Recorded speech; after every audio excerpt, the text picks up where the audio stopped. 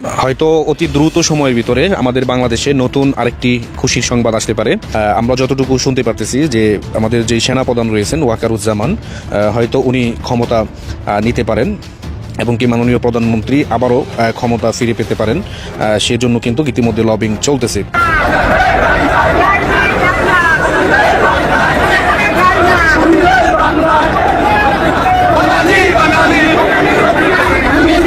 ইফতার করার পরপরই আপনার ছাত্রলীগ, যুবলীগ এরা দুই পক্ষ মিলে মাঠে নেমে যায়। একে একে আওয়ামী লীগ কামব্যাক করতেছে। Awami League is comeback. আওয়ামী লীগ নতুন করে আবার সংগঠিত হচ্ছে এবং তারা নিজেদের মধ্যে আলাপ আলোচনা করছেন, কর্মপদ্ধতি ঠিক করছেন, পরিকল্পনা করছেন কিভাবে আওয়ামী লীগকে আবার দাঁড় করানো যায়।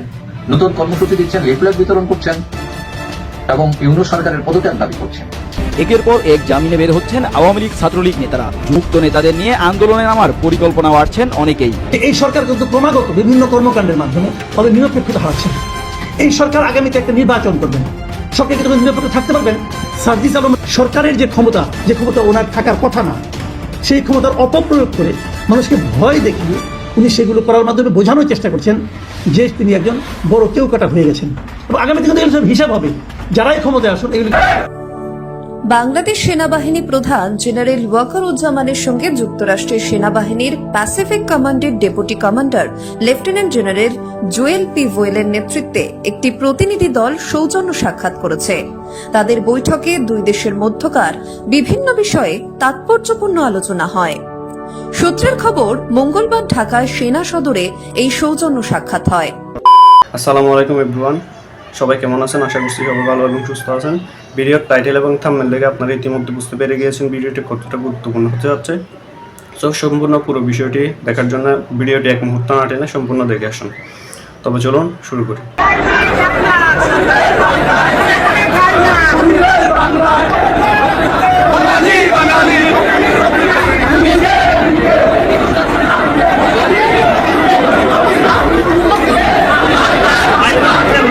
হয়তো অতি দ্রুত সময়ের ভিতরে আমাদের বাংলাদেশে নতুন আরেকটি খুশির সংবাদ আসতে পারে।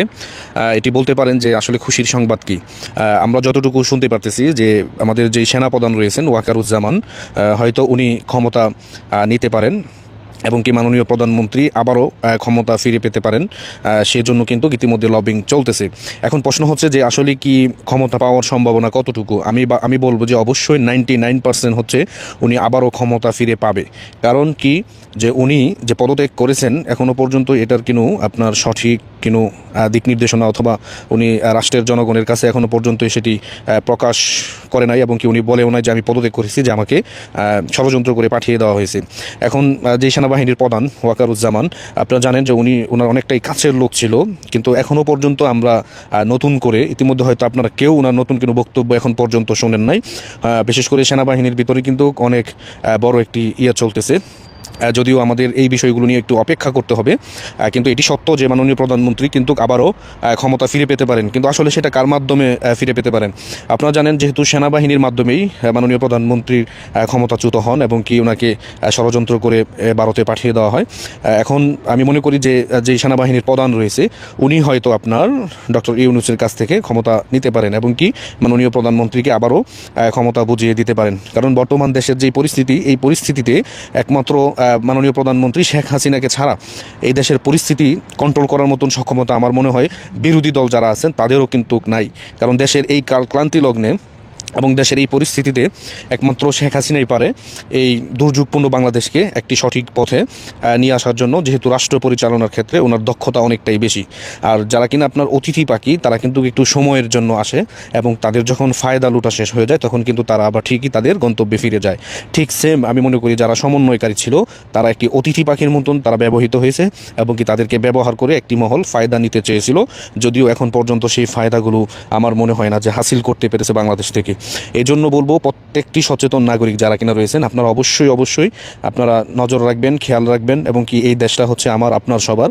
কারণ এই বাংলাদেশকে নিয়ে আমাদের অনেক স্বপ্ন রয়েছে, মাননীয় প্রধানমন্ত্রীর অনেক স্বপ্ন রয়েছে এই দেশকে কিভাবে আরও উন্নত করা যায়। কিন্তু সুন্দর একটি রাষ্ট্রকে যারা এইরকম পরিস্থিতির মধ্যে ঠেলে দিয়েছে তাদের বিচারও কিন্তু এই বাংলার মাটিতে হবে। অবশ্যই যারা এর সাথে জড়িত ছিল, তারা কিভাবে কার এজেন্ডা বাস্তবায়ন করতে এসেছিল, তারা সব কিছুই কিন্তু আস্তে আস্তে বের হবে। আমি এখনও বলি আমাদের যে মাননীয় সেনাপ্রধান সাহেব রয়েছেন ওনাকে শ্রদ্ধার সাথেই বলবো, যদি আপনি এখনও পর্যন্ত কিন্তু কিছু জনগণের কাছে গোপন করেন, আমি বলবো দ্রুতই সেটি প্রকাশ করুন এবং মাননীয় প্রধানমন্ত্রী যে পদত্যাগ করেনি এটিও আপনি জাতির সামনে তুলে ধরুন। আমি আশাবাদী আপনাকে অবশ্যই জাতি সম্মানের সাথে এবং কি শ্রদ্ধার সাথে দেখবে বলে আমি আশা করি ইনশাআল্লাহ। একের পর এক জামিনে বের হচ্ছেন আওয়ামী লীগ ছাত্রলীগ নেতারা। জুলাই অভ্যুত্থানে হত্যায় জড়িত কিংবা হুকুমের আসামি হিসেবে অভিযুক্তরাও পাচ্ছেন জামিন। গত কয়েকদিনের সংবাদ মাধ্যমের খবর বিশ্লেষণে দেখা যায় সারা দেশের বিভিন্ন জায়গায় জুলাইয়ে গুলিবর্ষণ সহ নানা অভিযোগের মামলায় জেলে থাকা আসামিরা জামিনে মুক্তি পাচ্ছেন।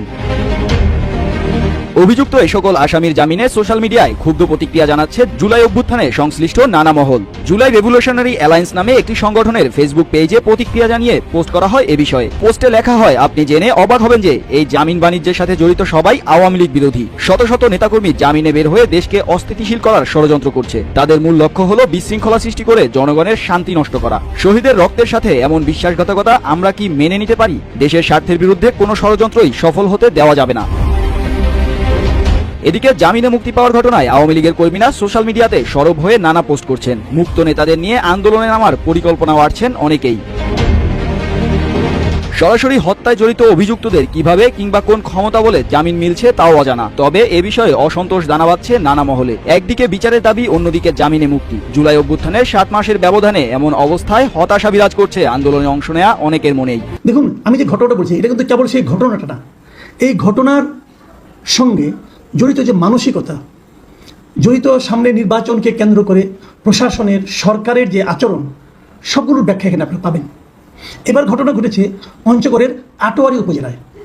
সেই আটোয়ারি উপজেলা যে ইউনোর যে অফিস, সেই অফিসে তো অনেকগুলো অফিস থাকে।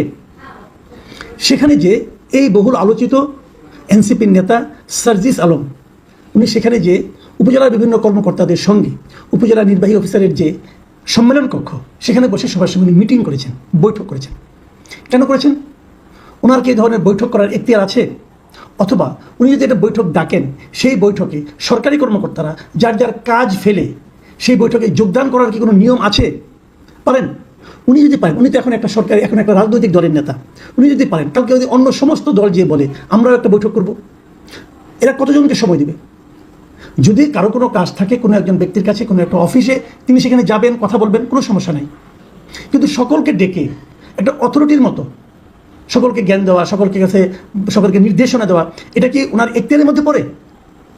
তুমি এটা কেন করলেন, অথবা কেন করতে পারলেন? অথবা ওনার ডাকে সবাই যে হাজির কেন হলেন? কারণ সবাই জানে এরা পাওয়ারফুল। এই পাওয়ারের উৎসটা কোথায়? দেখুন, এটা নিয়ে একটা ঘটনা ঘটেছে। ঘটনা কি ঘটেছে? উনি যখন যে ওই বৈঠক বৃহস্পতিবার ঘটনাটা, যখন উপজেলা পরিষদ যে যখন মিটিংটা করছিলেন সম্মেলন কক্ষে সরকারি কর্মকর্তাদের নিয়ে, ঠিক একই সময় ওখানকার স্থানীয় বিএনপির একজন নেতা যার নাম মতিউর রহমান, তিনি গিয়েছিলেন ওখানে বিএনপির যে একজন, যিনি আগামীতে ইলেকশন করবেন হয়তো বা বড় নেতা, ব্যারিস্টার নওশাদ জামিল, তার ঈদ শুভেচ্ছার কার্ড দেওয়ার জন্য বিভিন্ন কর্মকর্তাদের। এবং উনি কার্ড নিয়ে যে দেখেন সব কর্মকর্তা ভূমি ফাঁকা, কেউ নেই। এখন যখন কেউ নেই, তখন কি হলো খবর নিলেন, সবাই যে ইউনো রুমে বসে, ইউনো সম্মেলন কক্ষে বসে মিটিং করছেন। কার সঙ্গে মিটিং করছেন? সার্জিস আলমের সঙ্গে। এই সার্জিস আলম কিন্তু ওই এলাকারই সন্তান, তো উনি ওই এলাকার লোক। যখন ওরা বেরিয়েছে তখন উনি ওই সরকারি কর্মকর্তাদেরকে জিজ্ঞাসা করেছেন যে আপনারা কি এরকম নিজ নিজ অফিস ফেলে যে সম্মেলন কক্ষে বসে একজন রাজনৈতিক দলের নেতার সঙ্গে এভাবে মিটিং করতে পারেন? তখন সার্জিস আলম এগিয়ে এসে নিজের থেকে উনি বলেছেন যে পারেন। উনি গিয়েছিলেন এলাকার মানুষের সমস্যা নিয়ে, এলাকার কাজ কীভাবে ভালোভাবে করা যায় এগুলো জানার জন্য উনি গিয়েছিলেন। এটা একটা ভিডিও, প্রায় 2 মিনিট 40 সেকেন্ডের একটা ভিডিও, কালকে আমরা সবাই দেখেছি, বৃহস্পতিবারে মোটামুটি সবাই সোশ্যাল মিডিয়ায় দেখেছি, আমিও দেখেছি। সেখানে যে জিনিসটা খুব ইন্টারেস্টিং লেগেছে আমাকে, যে এক পর্যায়ে যুক্তিতে কুলাতে না পেরে সার্জিস আলমকে দেখলাম উনি মতিউর রহমানকে বললেন যে টোন লো করে কথা বলেন, মানে কথা আসতে বলেন, তো জোরে বলেন না, টোন গলার স্বর নামিয়ে কথা বলেন। যাকে বলেন গলার স্বর নামিয়ে কথা বলেন, সে কিন্তু তার বাবার বয়সী একজন লোককে তিনি বললেন যে টোন লো করে কথা বলেন। ওই লোকটা বলছিল, দেখো তোমরা ছেলেরা, তোমরা যখন কি একটা মেলা করলে এর আগে কয়েকদিন আগে, সেই মেলাতে আমরা তোমাদের সহযোগিতা করেছি, কিন্তু তখনও তোমরা কোনো রাজনৈতিক দল করোনি, তোমরা ছিল ছাত্র, সেই হিসেবে তোমাদেরকে সহযোগিতা করা আমাদের কর্তব্য মনে করেছি, আমরা করেছি। কিন্তু এখন তো তোমরা একটা পলিটিক্যাল পার্টি করেছো, এখন কেন তোমরা এটা করতে পারো?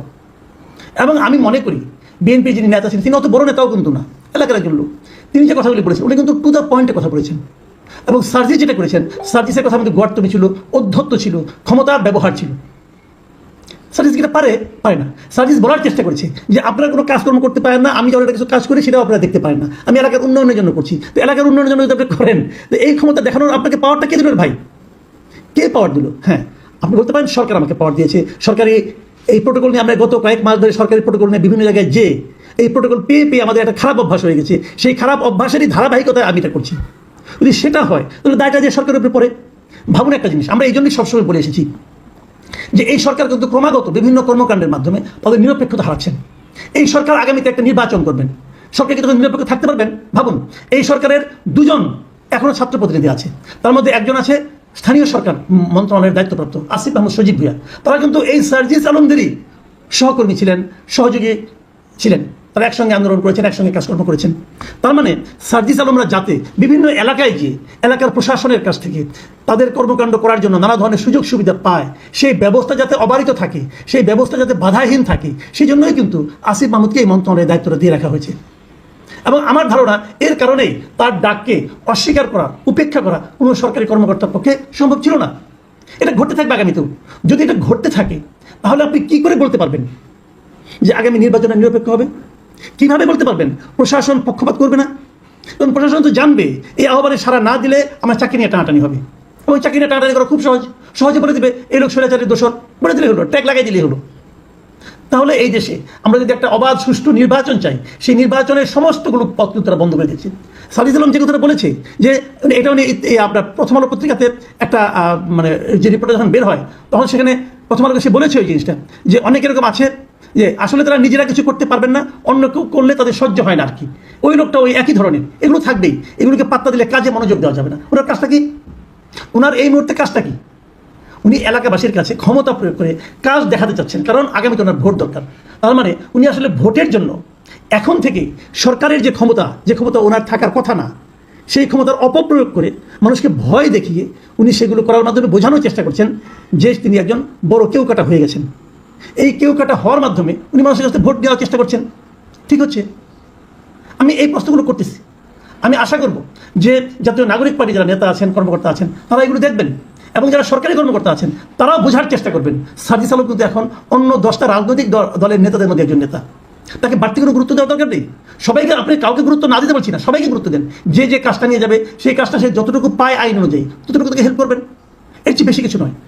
যদি এটা আপনারা করেন তাহলে আপনারা যে সরকারি কর্মকর্তা হিসেবে যে দায়িত্বপ্রাপ্ত সেই দায়িত্বের মানে আপনারা অপব্যবহার করছেন, এটা আপনাদের মাথায় রাখতে হবে। আওয়ামী লীগের এক ইফতার পার্টি ছিল এবং সেখানে অনেক নেতা কর্মী যোগদান করেছেন, বাংলাদেশের অনেক মন্ত্রী, প্রাক্তন মন্ত্রী তারাও এসেছেন, বক্তৃতা করছেন, এবং সেখানে দেখা গেছে সাবেক মন্ত্রী আব্দুর রহমান, খালেদ মাহমুদ চৌধুরী, শফিকুর রহমান চৌধুরী, সিলেটের মেয়র ছিলেন আনোয়ারুজ্জামান, এমপি হাবিবুর রহমান হাবিব, এরকম অনেকে উপস্থিত ছিলেন সেখানে ওই ইফতার পার্টিতে। তবে সেখানে লন্ডনে অবস্থানরত ক্রিকেট বোর্ডের প্রাক্তন সভাপতি পাপনকে দেখা যায়নি, কবির বিন আনোয়ারকেও দেখা যায়নি, যদিও তারা লন্ডনে অবস্থান করছেন। দেখতে পেরেছেন ভিডিওটি কতটা গুরুত্বপূর্ণ। তো এরকম গুরুত্বপূর্ণ ভিডিও আরও পাওয়ার জন্য চ্যানেলটি অবশ্যই সাবস্ক্রাইব করে রাখবেন, এবং দেখা হচ্ছে পরবর্তী ভিডিওতে। সে পর্যন্ত সবাই ভালো থাকবেন, সুস্থ থাকবেন। আল্লাহ হাফেজ।